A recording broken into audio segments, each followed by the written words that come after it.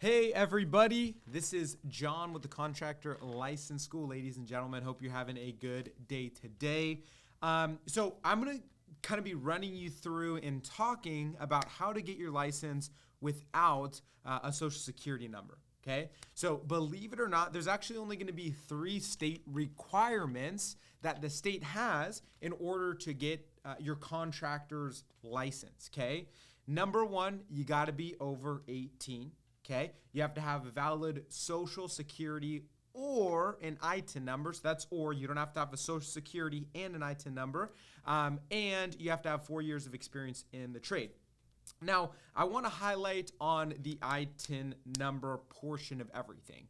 So like I was saying, you actually, believe it or not, you don't need to have a social security or even a driver's license in order to get your contractor's license. You only need an ITIN and 4 years of experience and at least being 18 years or older. Okay, so as far as an ITIN number is involved, there's actually the process isn't really that complicated to get an ITIN number. Okay, so first and foremost, there is going to be a form with the IRS. There's actually only one form that you'll send out to the IRS. It's going to be a W-7 form.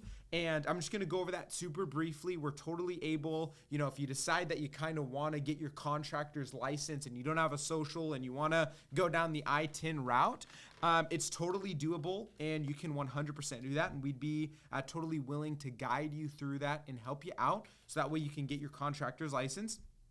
But you would fill out the W-7 form with the IRS and you submit it to them. That's literally all you need. I'll go over that a little bit in depth, but once you send out that W-7 form to the IRS, it takes them about 7 to 10 weeks to get you your ITIN number, and then you're good to go ahead and actually get your licensing, get your CSLB license with the state. And this applies for every license. If you're doing a general license, if you're doing a C10 license, your electrical, your C8 concrete, your landscaping, it doesn't matter. This literally applies with every license. You do not need a social. You have to submit a W-7 form with the IRS and you'll get your ITIN number in about 7 to 10 weeks. Okay, so when you send in the W-7 form, you do have to select a reason for applying.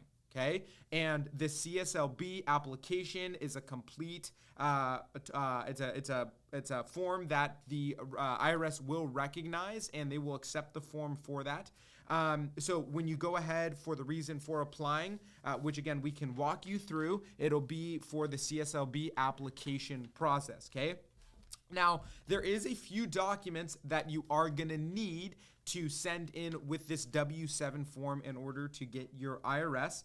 The best option typically is going to be a passport. This is going to be for proof of identity and a foreign status. So this could be a passport, it could be a national ID, a visa, a birth certificate, and the list goes on from there.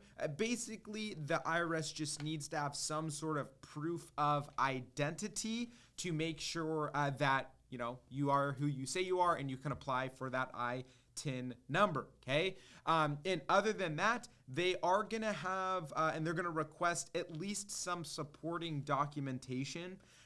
You can have a Form 1040, which has to do with like a federal tax return. And there's also a few other forms that you can attach with that. There just has to be some supporting documentation for that. Typically, the federal tax return is going to be the best thing that you can provide for that supporting documentation.